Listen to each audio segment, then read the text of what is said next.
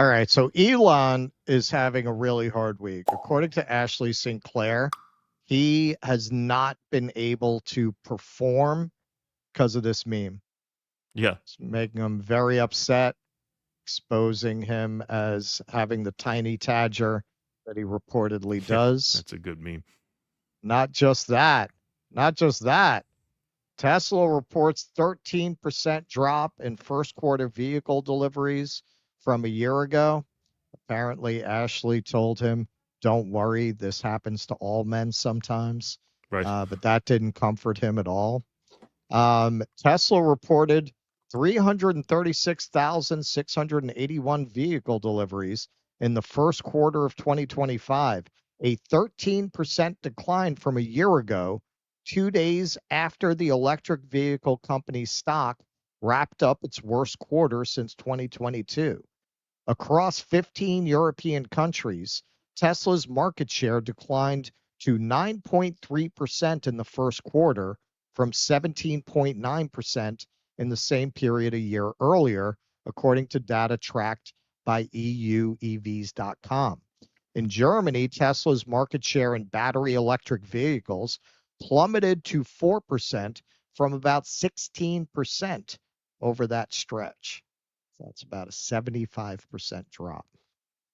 Sales of Tesla's electric vehicles made in China came in at 78,828 in March, slumping 11.5% year on year, according to data from the China Passenger Car Association released Wednesday. The company is facing rising competition in the region from EV makers such as BYD. Early in the quarter, Tesla claimed it sold 8,653 EVs during a single January weekend in Canada, the Toronto Star reported, qualifying it for tens of millions in EV subsidy payments that were part of a program that was ending. Canada's transportation minister later froze the payments and is investigating the validity of the sales. Tesla did not immediately respond to an email from CNBC asking whether the Canada numbers were included in the quarter one deliveries report. Tesla shares sank 36% in the first quarter, their steepest fall since the fourth quarter of 2022, and third biggest decline in the company's 15 years on the public market. The drop wiped out 460 billion in market cap. Now, before we continue, I just want to point something out.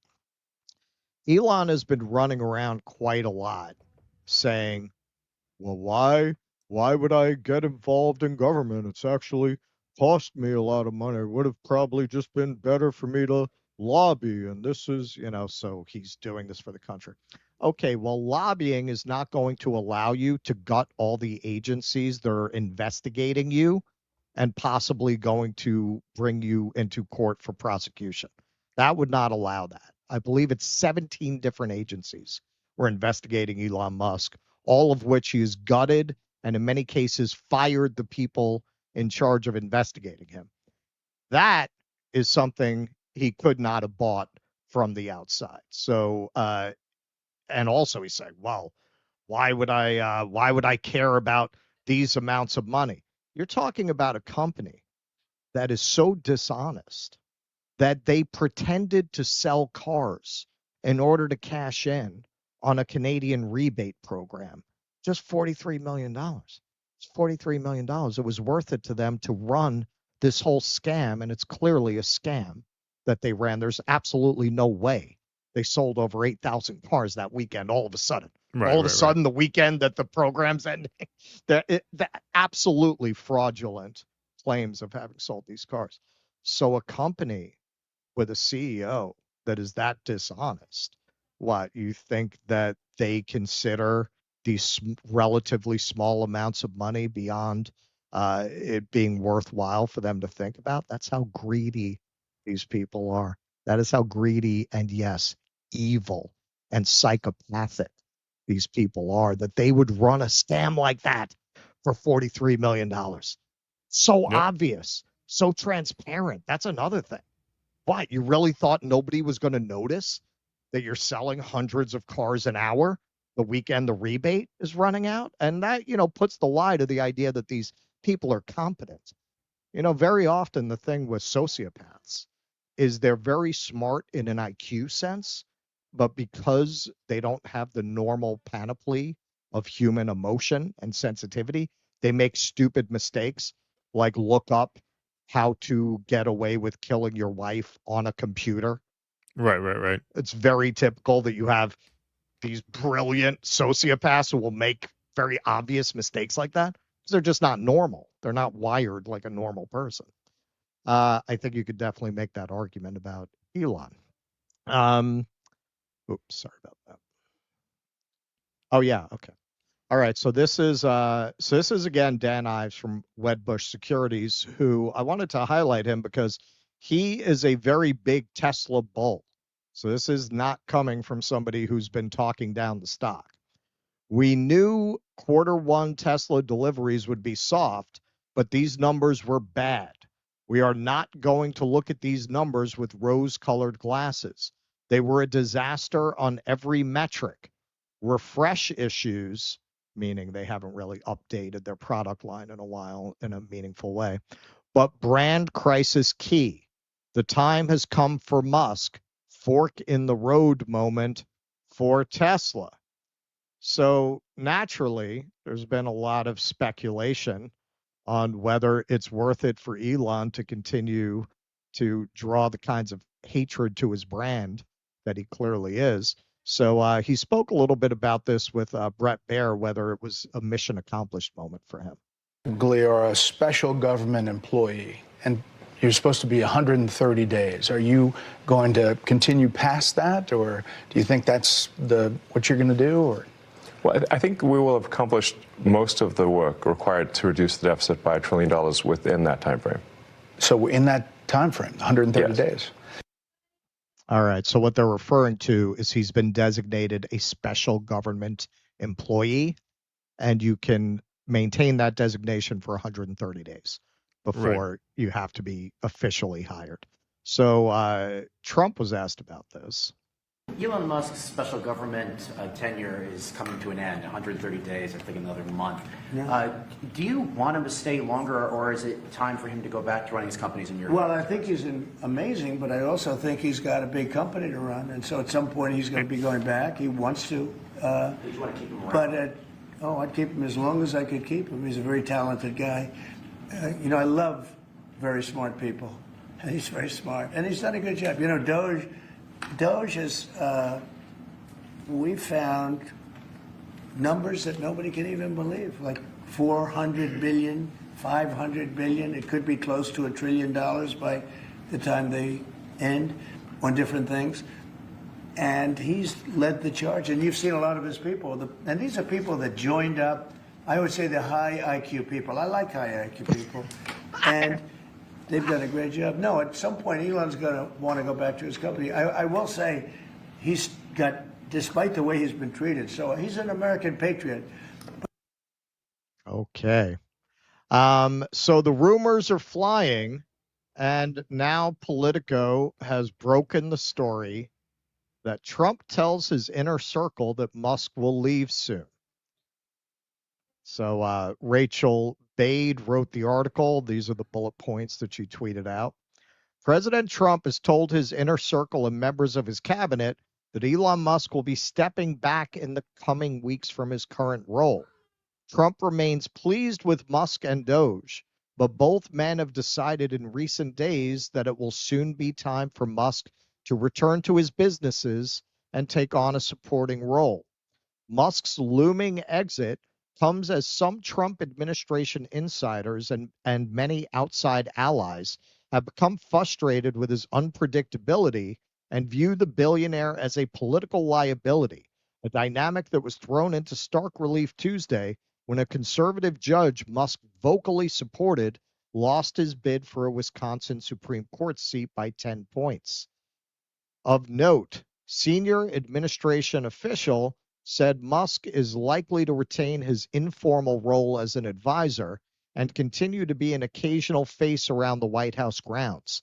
Another caution that anyone who thinks Musk is going to disappear entirely from Trump's orbit is fooling themselves.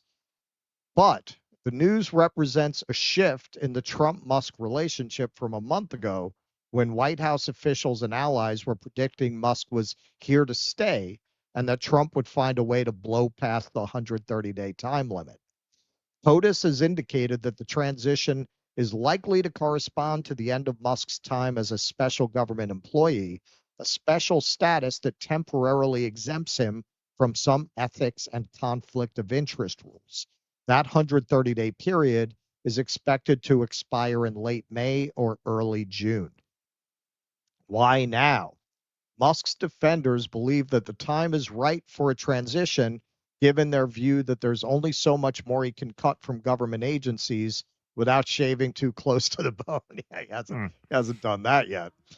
Phew, thank God. Yeah. But many others say he's an unpredictable, unmanageable force who has had issues communicating his plans with cabinet secretaries and through the White House chain of command led by Chief of Staff Susie Wiles, frequently sending them into a frenzy with unexpected and off-message comments on X, his social media platform, including sharing unvetted and uncoordinated plans to gut federal agencies. Now, if you read the article, she gets into more detail.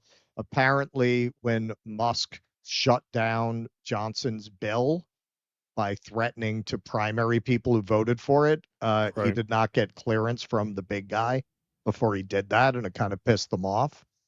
They also were not thrilled with his Social Security as a Ponzi scheme, given that Trump is trying to put out the message that he's not going to touch Social Security.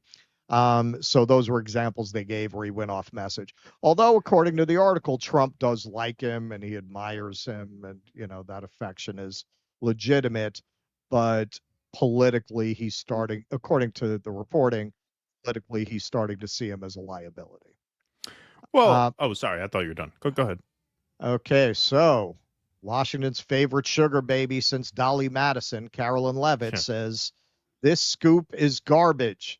Elon Musk and President Trump have both publicly stated, she's picking up the boss's tendency to put quotation marks on weird words, publicly stated that Elon will depart from public service as a special government employee when his incredible work at DOGE is complete, which is not exactly a denial if you parse that language carefully. So, yeah, it sounds like they're going to use the deadline as an excuse to say, we meant to do that. This isn't any pressure. This isn't because people despise Elon. It isn't because he's running around like a wrecking ball, tanking the president's approval numbers. One point that was made in the article is, in some ways, he's kind of functioning the way a vice president traditionally does, and that's a political advantage in some respects. He's drawing all the hatred. He's drawing all the fire away from Trump. So they do like that element of it. But yeah, man, I mean, Tesla is the basis of all of this political leverage that he's exerted to get into this position, and Tesla is collapsing. Now, I personally don't think that's reversible. I think the only thing that he can do really to save his businesses, and it's entirely possible this will happen, is he becomes an even bigger government contractor than he already is. And that essentially becomes his business, and he's not reliant on consumers buying Teslas. I don't think the Tesla business will ever recover from the damage that's been done to it, in addition to increasing competition and, by all accounts, the Chinese cars actually being better. Yeah, I mean, I think this has everything to do with him as a political liability, and I think the Wisconsin race is a major, major indicator of that. He is drawing a lot of the ire because he is rightfully perceived to be just as powerful, if not more powerful, than Donald Trump himself. I mean, when you stand in the Oval Office and tower over the president and take questions from the press, you are attaching yourself to the president in a way that I would argue is even more clear in the public mind than, say, the vice president who gets appointed the czar of whatever. Like Biden sent Kamala to Guatemala to tell the immigrants not to come. Like, that's a job you give the vice president. Right. They sent Vance to Greenland to be humiliated. Exactly. Like, that's what you do to the vice president.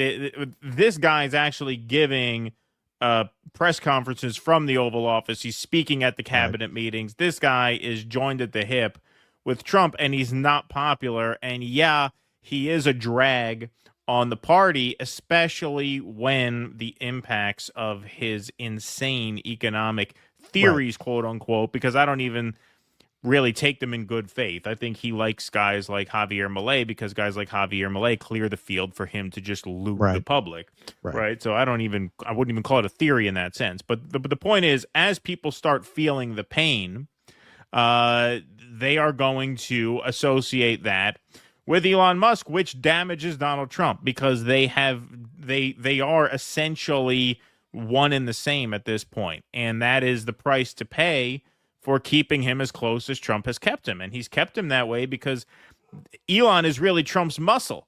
And maybe they didn't like that he didn't check with the boss before he threatened the party over Mike Johnson's spending bill. But whether they're happy with that or not, the fact of the matter is it was Elon Musk tweeting out that I'll primary anyone who votes the wrong way on this.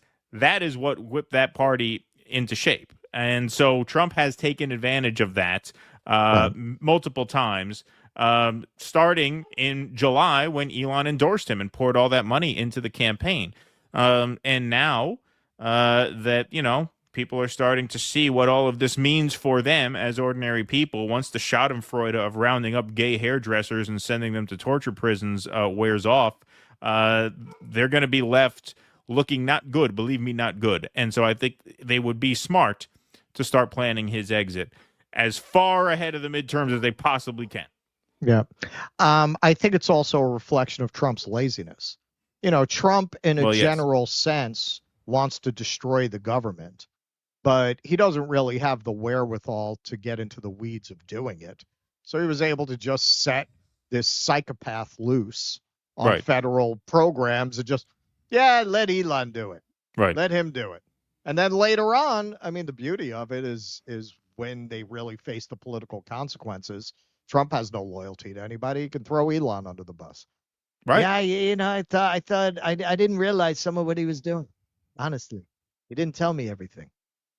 Right. Yeah. I mean, and the more time they give themselves to sort of distance themselves from him in front of the midterms, I think the better they feel they will fare, because he's obviously a political liability at this point. I don't think this chatter would be as loud if the conservative won that court race. I think that was a major test.